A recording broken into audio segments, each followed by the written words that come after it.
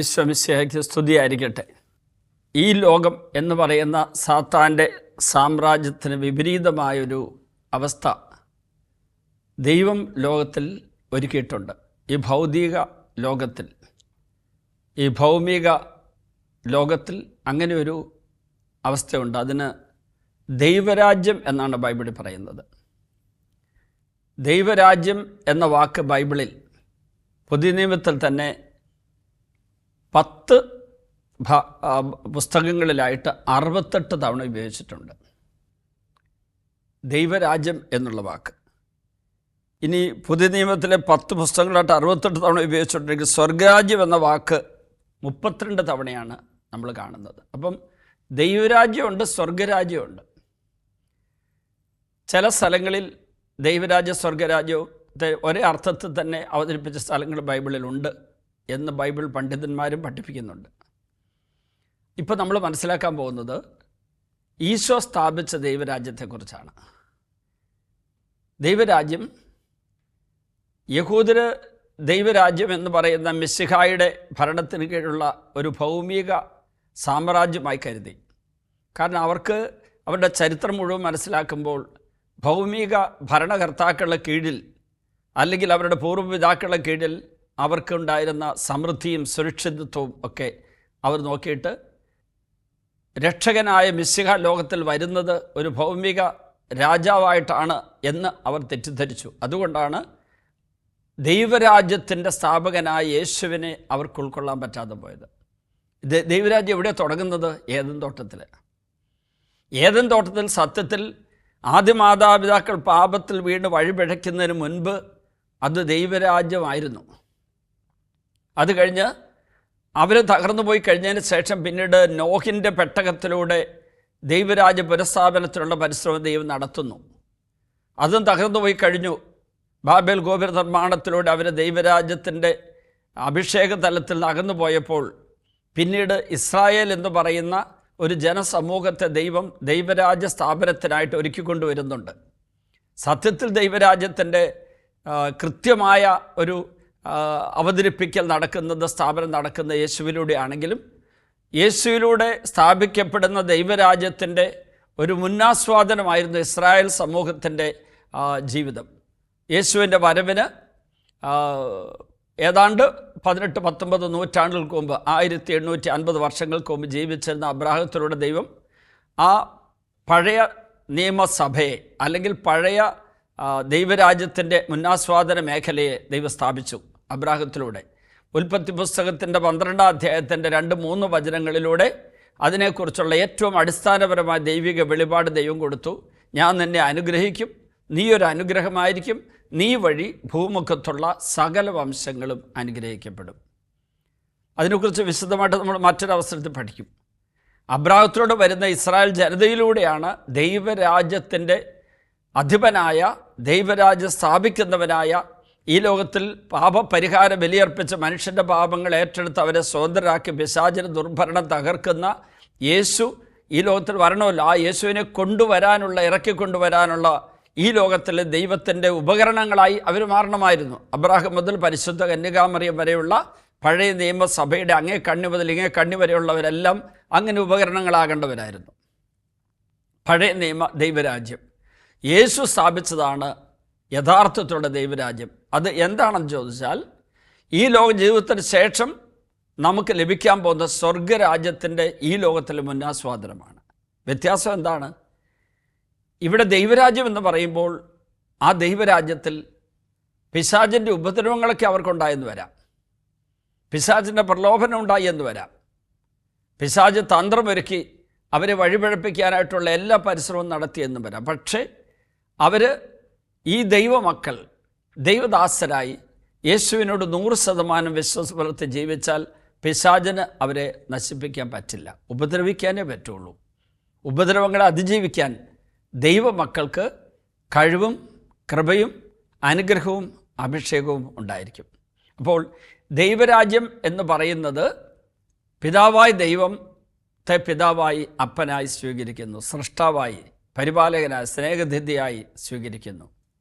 ആ ദൈവപിതാവ് അയച്ച ദൈവിക പദ്ധതി അനുസരിച്ച് മനുഷ്യാവതാരം ചെയ്ത യേശു ക്രിസ്തുവിനെ രക്ഷകനും നാഥനും കർത്താവുമായി സ്വീകരിക്കുന്നു. ആ യേശുവിലൂടെ വെളിവാക്കപ്പെട്ട സുവിശേഷങ്ങളിൽ വിശ്വസിക്കുന്നു. ആ യേശുവിൽ വിശ്വസിക്കുന്നവരുടെ കൂട്ടായ്മ ഈ ലോകത്തിൽ വരാൻ പോകുന്ന സ്വർഗരാജ്യത്തിൻ്റെ മുന്നാസ്വാദനമായൊരു കൂട്ടായ്മ തിരുസഭ, അതിൽ അംഗമായി കൂദാശകളിലൂടെയും വചനത്തിലൂടെയും പ്രാർത്ഥനയിലൂടെയും ദൈവവുമായിട്ട് നിരന്തരമായ ഐക്യത്തിൽ കഴിയുന്ന ഒരവസ്ഥ വരുന്നു. ഒത്തിരി കാര്യങ്ങളുണ്ട് ദൈവരാജ്യത്തിൽ. ദൈവപിതാവിൻ്റെ മക്കളെന്ന നിലയ്ക്ക് ജീവിക്കണം. ആ ദൈവമക്കളിലെ ഏറ്റവും മൂത്ത പുത്രനായിട്ട് രക്ഷകനായ യേശുവിനെ രക്ഷകനായ അയച്ച പിതാവ് നമ്മുടെ മുമ്പിൽ തന്നിരിക്കുക. നമ്മുടെ ജ്യേഷ്ഠ സഹോദരനായി ആ യേശുവിനെ സ്വീകരിക്കണം. ആദിജാതനായ അല്ലെങ്കിൽ ഏകജാതനായ യേശു ക്രിസ്തുവിനെ സ്വീകരിക്കണം. യേശുവിൽ വിശ്വസിക്കണം. യേശു യുഗാന്തം വരെ എന്നും ഞാൻ നിങ്ങളോടുകൂടെ ഉണ്ടായിരിക്കുമെന്ന് മത്തായി സുവിശേഷം 28:20 പറയുന്നു. എന്നും നമ്മളോടുകൂടി ആയിരിക്കുന്ന എമ്മാനുവേൽ, ദൈവം നമ്മോടുകൂടെ എന്നർത്ഥമുള്ള എമ്മാനുവേൽ എന്ന് വിളിക്കപ്പെടുന്ന മാലാഖ പറഞ്ഞില്ലേ, അവൻ എമ്മാനുവേലാതെ എവിടെയാണ്? പരിശുദ്ധ കുർബാനയിൽ. ആ പരിശുദ്ധ കുർബാന യേശുവിൻ്റെ രക്ഷാകര ബലിയുടെ യോഗ്യത നിരന്തരമായി നമ്മിലേക്ക് ഒഴുക്കി തന്നുകൊണ്ടിരിക്കുന്ന ദൈവിക സംവിധാനവും ദൈവിക സമ്മാനവുമാണ്. ആ കുർബാനയിലൂടെ ആര് യേശുവിൻ്റെ ജീവൻ പ്രാപിക്കുന്ന അവർ അവിടെ ആ യേശു നൽകുന്ന പരിശുദ്ധാത്മാവിനെ സ്വീകരിച്ച് നിരന്തരമായി പരിശുദ്ധാത്മാവിൻ്റെ പ്രേരണയിൽ ജീവിതം നയിക്കുന്ന വ്യക്തി എങ്ങനെ മുന്നോട്ട് പോകണമെന്ന് ദൈവം നമ്മളോട് നിരന്തരമായി സംസാരിച്ചു കൊണ്ടിരിക്കുന്ന തിരുവചനങ്ങൾ 73 പുസ്തകങ്ങളടങ്ങുന്ന സമ്പൂർണ്ണ ബൈബിളിലുള്ള ദൈവിക വെളിപാടുകൾ, അത് യേശുവിലൂടെ പൂർത്തീകരിക്കപ്പെട്ട പൂർണ്ണമായി വെളിവാക്കപ്പെട്ടതാണ് പുതിയ നിയമത്തിലെ യേശുവിലൂടെ വന്ന വെളിപാടുകൾ. അവയെല്ലാം സ്വീകരിച്ച് അവയുടെ വ്യാഖ്യാനങ്ങളാണ് അപ്പസ്തോലന്മാരൊക്കെ പിന്നീട് തന്നത്. അപ്പസ്തോല പ്രവർത്തനങ്ങളിലും പൗലോസ് സ്ലീഹായിലൂടെ പത്രോസ് സ്ലീഹയുടെ യോഹന്നാൻ സ്ലീഹായിലൂടെ ഒക്കെ നൽകപ്പെടുന്നത്, യാക്കോബ് സ്ലീഹയുടെ നൽകപ്പെടുന്നത് ഈ യേശു നൽകിയ ദൈവിക വെളിപാടിൻ്റെ വ്യാഖ്യാനങ്ങളാണ്. അതാണ് ഇന്നും സഭയുടെ നിധിശേഖരത്തിൽ നമുക്ക് വിളമ്പി തന്നുകൊണ്ടിരിക്കുന്നത്. അങ്ങനെ സഭയോട് ചേർന്ന് വചനഗ്രന്ഥം മുറുകെ പിടിച്ച് യേശുവിലുള്ള വിശ്വാസത്തിലും യേശുവുമായിട്ട് ഐക്യപ്പെട്ട വിശുദ്ധ ജീവിതത്തിലും പരിശുദ്ധാത്മ നിർവ്വല നിയന്ത്രണത്തിൽ ജീവിക്കുന്നവരുടെ സമൂഹവും അവരുടെ ജീവിതവും അതിനോട് ചേർന്ന് പോകുന്ന സംവിധാനങ്ങളും അതിലുള്ള പ്രബോധന മേഖലയും അവിടെയുള്ള ജീവൻ്റെ മേഖല എല്ലാം കൂടെ കൂടിയതാണ് ദൈവരാജ്യം. അപ്പോൾ ഈ ലോകത്തോട് അനുരൂപപ്പെടരുത് എന്ന് റോമ 12:2 പറഞ്ഞപ്പോൾ ഈ ലോകത്തോട്, ഈ ലോകത്തിൻ്റെ അരൂപിയായ അന്തരീക്ഷ ശക്തിയുടെ അധീശനായ, ഈ ലോകത്തിൻ്റെ ദേവനായ, ഈ ലോകത്തിൻ്റെ അധികാരിയായ പിശാചിനോട് അനുരൂപപ്പെടാതെ ജീവിക്കാൻ പറ്റണമെങ്കിൽ ദൈവരാജ്യത്തിൻ്റെ അംഗത്വത്തിലേക്ക് വരണം. ദൈവരാജ്യത്തിലെ സജീവ അംഗത്വത്തിലേക്ക് വരണം. അവിടെ ഈ ദൈവരാജ്യത്തിന് മറ്റൊരു പ്രത്യേകത കൂടെയുണ്ട്. അതെന്താണെന്ന് ചോദിച്ചാൽ, വരാൻ പോകുന്ന സ്വർഗരാജ്യത്തിൻ്റെ മുന്നാസ്വാദനമാണ്. സ്വർഗത്തിൽ നമുക്ക് ലഭിക്കാൻ പോകുന്ന പറുദീസ അനുഭവത്തിൻ്റെ പൂർണ്ണതയുടെ മുന്നാസ്വാദനം. പക്ഷേ ഇവിടെ അപകട സാധ്യതകളുണ്ട്, പ്രലോഭനങ്ങളുണ്ട്, ജഡവും ലോകവും നമ്മളെ സ്വാധീനിച്ചെന്ന് വരാം, എപ്പോൾ വേണേലും പാപത്തിൽ വീണെന്ന് വരാം. അങ്ങനെയുള്ള ഒരു ബലഹീനത നമുക്കുണ്ട്, മനുഷ്യപ്രകൃതിയിലുണ്ടത്. എങ്കിലും മരണശേഷം ഇനി ഒരിക്കലും ബലഹീനതയില്ലാത്ത, വീഴാൻ സാധ്യതയില്ലാത്ത ഒരു ദൈവൈക്യ ജീവിതമുണ്ട്. അതാണ് സ്വർഗമെന്ന് പറയുന്നത്. അത് ദൈവമായിട്ടുള്ള പൂർണ്ണമായ ഐക്യമാണ്.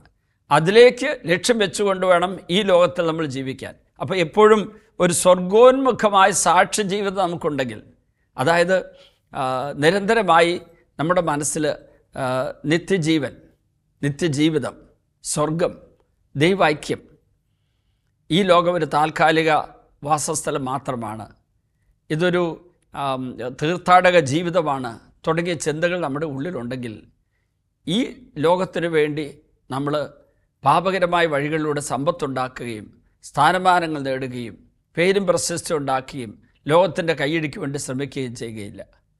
ഒരാൾ എന്നോട് വളരെ ദുഃഖത്തോടു കൂടി പറഞ്ഞതാണ്, ഞാൻ എന്തെല്ലാം വഴികളിലൂടെ ഓടി നടന്നാണ് പണം ഉണ്ടാക്കിയത്. കൈക്കൂലി വാങ്ങി, കള്ളത്തരം കാണിച്ചു, കള്ളരേഖ ഉണ്ടാക്കി, പണമൊക്കെ ഉണ്ടാക്കി. ചുരുങ്ങിയത് ഒരു 10 തലമുറയ്ക്ക് ജീവിക്കാനുള്ള സമ്പത്ത് എൻ്റെ കുടുംബത്തിൽ ഇപ്പോൾ ഉണ്ട്. ഞാനും എൻ്റെ മക്കളെല്ലാം കൂടെ ആസ്വദിച്ചാൽ തീരാത്തിടത്തുള്ള സ്വത്ത്. പക്ഷേ എൻ്റെ മക്കളെല്ലാം തന്നെ നഷ്ടപ്പെട്ടു പോയി, അപകടത്തിൽപ്പെട്ട് മരിച്ചു, മയക്കുമരുന്നിന് അടിമകളായി. ഞാനാകട്ടെ ഇനി ഒരിക്കലും തിരിച്ചു വരാത്ത വിധമുള്ള മാരകമായ രോഗബാധിതനെ മരിക്കാൻ പോവുകയാണ്. ഞാൻ നേടിയതല്ലേ അവിടെ പോയി. മത്തായി സുവിശേഷം 16:26 ലോകം മുഴുവൻ നേടിയാലും ആത്മാവ് നഷ്ടമായാൽ എന്ത് ഫലം? അതുകൊണ്ട് പ്രിയപ്പെട്ട ദൈവമക്കളെ, ഈ ലോകത്തിൻ്റെ നേട്ടങ്ങളാണ്, അതിൻ്റെ സുഖങ്ങളാണ് ഏറ്റവും പ്രധാനപ്പെട്ടതെന്ന് ചിന്തിക്കാതെ ദൈവരാജ്യത്തിൽ സജീവ അംഗങ്ങളായി സ്വർഗം ലക്ഷ്യമാക്കി ജീവിക്കാൻ നമുക്ക് പരിശ്രമിക്കുകയും അതിനുവേണ്ടി പ്രാർത്ഥിക്കുകയും ചെയ്യാം. കർത്താവേ, ഈ ലോകത്തിൽ ജീവിക്കുമ്പോൾ ലോകത്തിൻ്റെതല്ലാതെ ദൈവരാജ്യത്തിൽ സജീവ അംഗങ്ങളായി ജീവിക്കാൻ ഞങ്ങളെ സഹായിക്കണമേ. അങ്ങനെ ജീവിക്കണമെങ്കിൽ സ്വർഗം ഞങ്ങളുടെ മുന്നിൽ കാണണം. ഞങ്ങൾക്ക് ഈ ജീവിതത്തിന് ശേഷമുള്ള സ്വർഗരാജ്യത്തെ ഞങ്ങളുടെ ഉള്ളിൽ തന്നെ ഞങ്ങളെപ്പോഴും കാണണം. അങ്ങനെ സ്വർഗം ലക്ഷ്യമാക്കിയ ഒരു ജീവിതം ഞങ്ങൾക്ക് തരണമെന്ന് ഞങ്ങൾ യാചിക്കുന്നു. പിതാവിൻ്റെയും പുത്രൻ്റെയും പരിശുദ്ധാത്മാവിൻ്റെയും നാമത്തിൽ ആമേൻ.